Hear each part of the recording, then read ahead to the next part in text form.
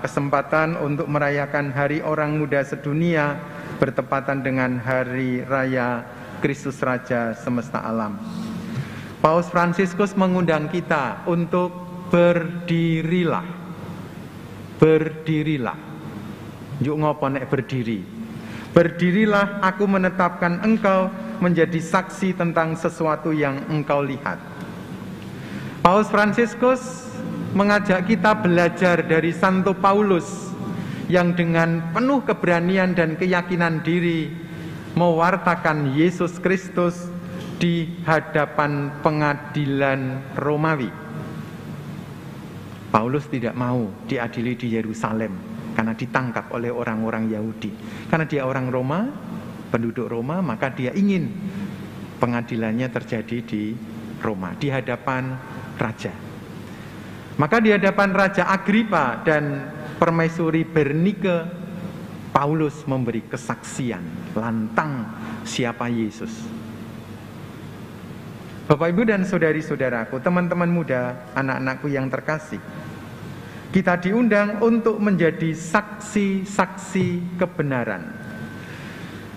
Dalam bacaan Injil Yohanes tadi yang kita baca, Hari Raya Kristus Raja Semesta Alam, Yesus dihadapkan pada pengadilan Pilatus, Pontius Pilatus. Kalau ada raja yang baru, mesti menjadi musuh untuk Pontius Pilatus. Kerajaannya terongrong. Maka dia memastikan, kamu itu raja macam apa? Kamu itu raja dari kerajaan mana? Karena kerajaanku ini saya yang berkuasa. Gusti Yesus tadi raja di mana? Raja negara mana? Bukan negara Pugeran ya. Yesus raja kerajaan? Tidak ada namanya? Kerajaan kebenaran.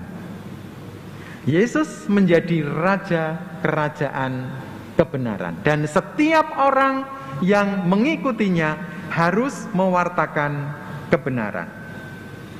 Maka Paus Fransiskus memberi pengharapan kepada orang muda. Kita semua memberi pengharapan kepada orang muda. Yang biasanya perayaan orang muda dibuat pada hari Minggu Palma. Setiap 3 tahun juga ada World Youth Day. Tahun 2017 kita punya Asian Youth Day. Dan kita menjadi tuan rumah Indonesia. Pugeran juga menjadi ajang untuk perjumpaan orang-orang muda dari berbagai negara Asia pada waktu itu. Paus Fransiskus menghendaki supaya perayaan Hari Orang Muda tidak berhenti pada World Youth Day atau Asian Youth Day, tetapi menjadi kejadian dan peristiwa yang terjadi di gereja-gereja lokal. Maka setiap Hari Raya Kristus Raja Semesta Alam supaya kita merayakannya, menjadi bagian dari sejarah perjalanan kita untuk mendengarkan kehendak Tuhan dan memberi kesempatan orang-orang muda didampingi, terdampingi, dan ambil peran secara jelas. Pesan Paus Fransiskus, terimalah Kristus, sambutlah Dia sebagai Raja dalam dirimu. Dia adalah Raja yang datang, Dia adalah Raja yang menyelamatkan, Raja kebenaran. Maka kita diundang untuk menjadi saksi-saksi kebenaran. Mengapa demikian? Tanpa Dia tidak akan ada perdamaian abadi. Tanpa Dia tidak akan ada rekonsiliasi batin. Tanpa Dia tidak ada rekonsiliasi sejati dengan orang lain. Pengalaman rekonsiliasi, pengalaman berdamai, pengalaman menjadi tanda berkat bagi orang lain. Bagi teman-teman muda, ibu bapak, saudari-saudara, frater, suster, menjadi pengalaman seperti apa? Paus Fransiskus meyakinkan kepada kita, tanpa kerajaannya masyarakat akan kehilangan wajah manusiawi. Tanpa kerajaannya, semua persaudaraan yang tulus dan kedekatan yang apa adanya pada mereka yang menderita akan lenyap. Maka kalau minggu kemarin kita juga merayakan HOMS. HOM-nya wingi, Hari Orang Miskin Sedunia. HOM-nya sekarang supaya HUMI, supaya HUM, supaya gereja dan keluarga kita menjadi tempat tumbuh, untuk bisa merasakan kebaikan Allah.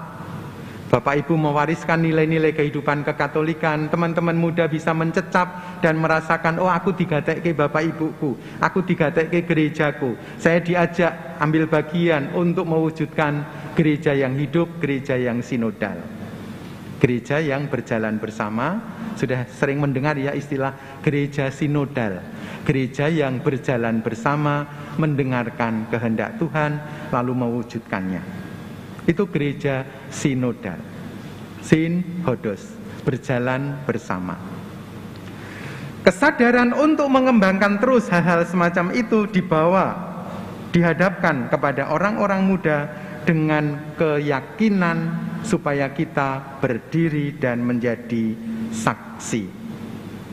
Kalau Santo Paulus tadi meyakinkan diri dan ingin bersaksi di hadapan Raja Agripa dan Bernike. Kalau dia tidak ingin hanya memberi kesaksian di yang ecek-ecek, yang tidak terlalu jelas. Dia ingin menjadi saksi, dia ingin bersaksi di hadapan pejabat-pejabat Romawi dan di hadapan Raja Agripa dan Bernike. Bahkan ada satu ayat yang sejene rodo-rodo kurang ajar.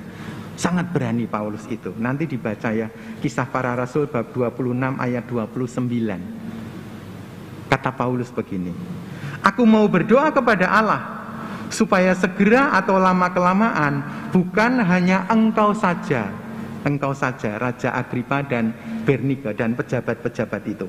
Bukan hanya engkau saja, tetapi semua orang lain yang hadir di sini dan yang mendengarkan perkataanku menjadi sama seperti aku, kecuali belenggu-belenggu ini. Bapak Ibu saudari-saudaraku, teman-teman muda, yuk dirasa-rasake keberanian Paulus macam ini. Aku mau berdoa kepada Allah supaya segera atau lama-kelamaan bukan hanya engkau saja, tetapi semua orang lain yang hadir di sini dan yang mendengarkan perkataanku menjadi sama seperti aku. Paulus bisa sedemikian hebat karena apa? Paulus bisa sedemikian berani menjadi saksi karena apa? Karena pengalaman Damsyik. Dia pengejar orang-orang Kristiani. Dia muridnya Imam Gamaliel, rabi yang sangat terkenal perjanjian lama. Dia pengikut tradisi Yahudi yang sangat ketat dan luar biasa. Kelompok garis keras radikal. Tetapi dia akhirnya di hadapan sinar yang tak terelakkan. Dalam sinar itu dia bertanya, kok aku tidak lihat siapa engkau? Sinar dan suara mengatakan, aku Yesus Kristus yang kau aniaya. Terus sekarang harus apa? Bangkit, berdirilah. Engkau menjadi pelayan dan saksiku tentang sesuatu yang engkau lihat daripadaku. Teman-teman muda, ibu bapak dan saudari-saudara, suster frater, Paulus menjadi sedemikian hebat karena pengalaman Damsyik. Ayo udah digoleki pengalaman Damsyik kita itu apa wae? Atau bagaimana Anda mau merumuskan pengalaman Damsyik? Damsyik ki ngendi to? Mungkin Sorsawo ngono ki lho, Damsyik kita. Mungkin gedung sekretariat itu loh. Damsyik Anda, karena ketika di sana teman-teman muda merasa bisa curhat, bisa berbagi cerita. Mungkin Damsyik itu kamar makan penjenengan di rumah, karena setiap kali saya hadir di kamar makan di rumah itu, saya merasa betapa bapak ibu papa mama saya mencintai saya. Selalu tersedia makanan. Habis kegiatan di gereja, neng gereja ora disuguh karo Romo gitu toh, lalu pulang ke rumah ada makanan. Tetap dijamin oleh bapak ibu. Damsyik itu mana toh? Kafe tertentu Romo, di sana itu. Neng di aku rasa nyebut jeneng itu, karena kalian punya pengalaman sendiri. Damsyik itu di mana untuk pengalaman hati dan perjuangan pergulatan batin Anda sehingga Anda menjadi saksi-saksi kebenaran. Damsyik itu mana toh?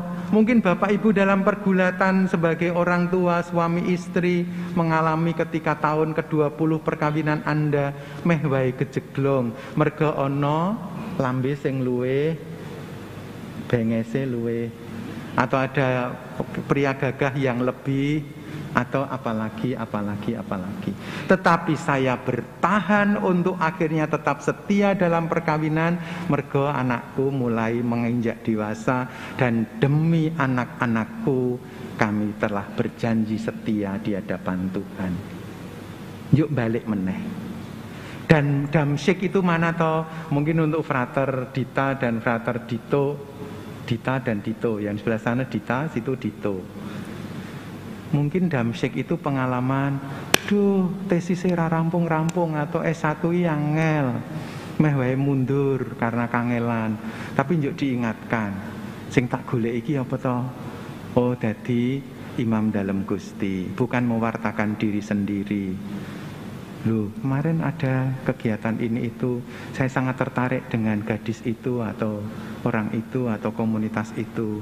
Kita kan membangun keluarga ki nyenengke ya gitu, Dito itu gitu. Kita membangun keluarga ki nyenengke ya. Aku bangun keluarga apa dadi romo ya gitu kan. Itu kan pergulatan batin. Damsyik itu pengalaman macam apa yang menggerakkan saya untuk kemudian ambil sikap. Seperti Paulus mengambil sikap. Sangat bagus Bapak Ibu saudari-saudaraku pesan Paus Fransiskus mengenai damsyik kita masing-masing. Ada perutusan yang menantimu kalau kamu sudah menemukan damsyik, pengalaman yang menghebohkan, pengalaman yang membuat saya bertobat dan akhirnya bangkit berdiri menjadi orang Katolik yang layak diandalkan. Kamu dapat bersaksi tentang apa yang Yesus telah anugerahkan dalam hidupmu.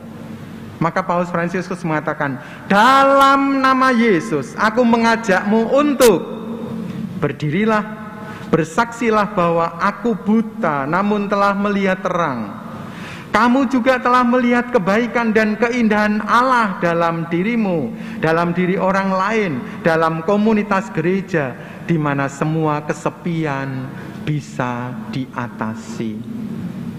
Dalam nama Yesus berdirilah, bersukacitalah bahwa cinta dan kepedulian mungkin untuk ditanamkan dalam hubungan antar manusia, antara orang muda dan mereka yang lebih tua. Sehingga ketika ada konflik-konflik dalam rumah tangga, papa mamaku ramu dengaku, nek aku iki jane pengen menjadi pemusik yang handal, ning kon dadi ini, dadi itu, dadi ini, dadi itu.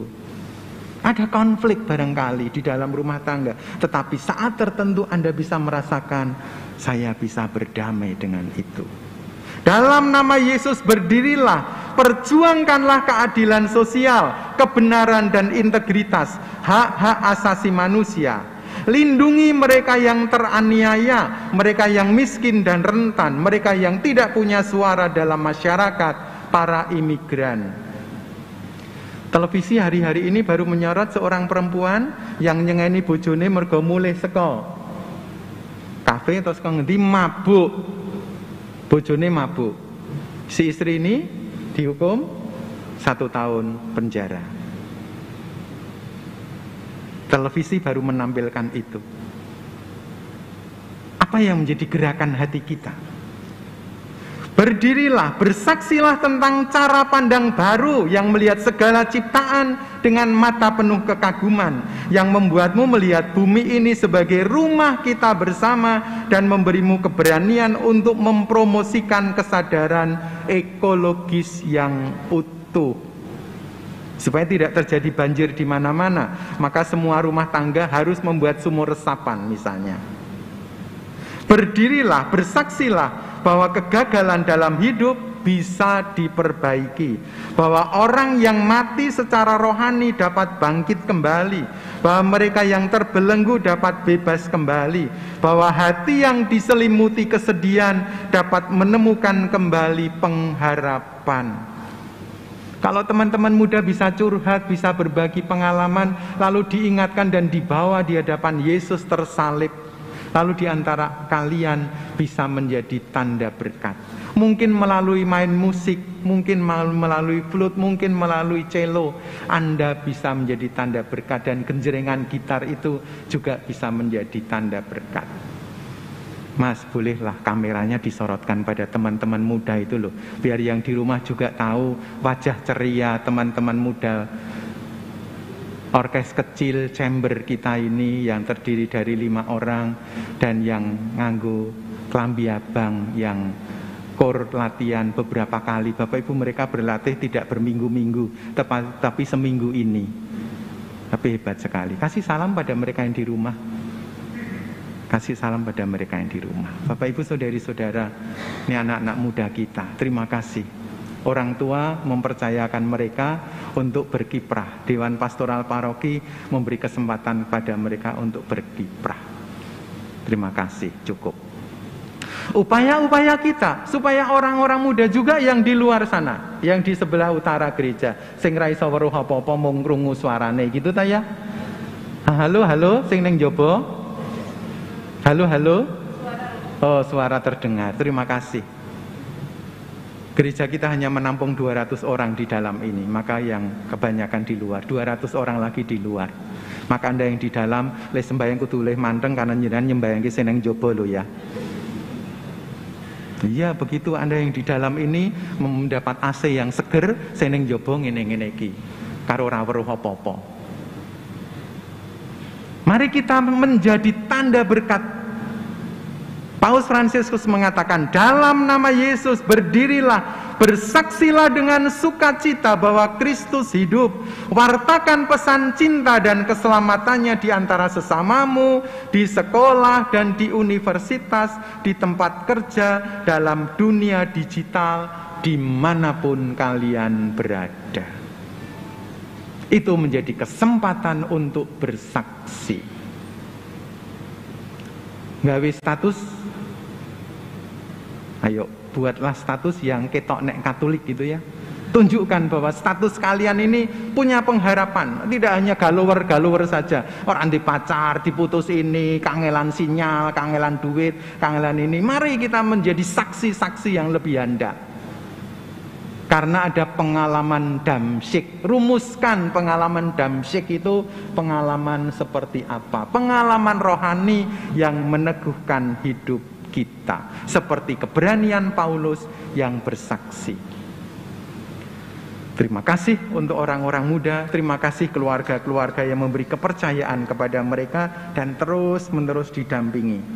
Semoga gereja dan keluarga kita menjadi home, menjadi rumah, menjadi tempat yang aman dan nyaman bagi orang-orang muda kita, bergulat dengan pengalaman kehidupan dan diwariskan hal-hal yang baik. Mari kita, gereja, orang tua, Dewan Pastoral Paroki, pengurus wilayah, lingkungan, dan komunitas-komunitas yang ada, berjalan bersama dalam semangat sinodalitas. Mewartakan Yesus, menjadi saksi kebenaran dan kasih karunia-Nya. Semoga dengan cara demikian gereja kita hidup karena kita mengabdi kepada Kristus Sang Raja. Raja ngendi mau? Raja kebenaran, bukan raja yang lain. Yesus adalah Sang Raja kebenaran, maka kita menjadi saksi-saksi kebenaran Allah. Dimuliakanlah Tuhan kini dan sepanjang masa. Amin.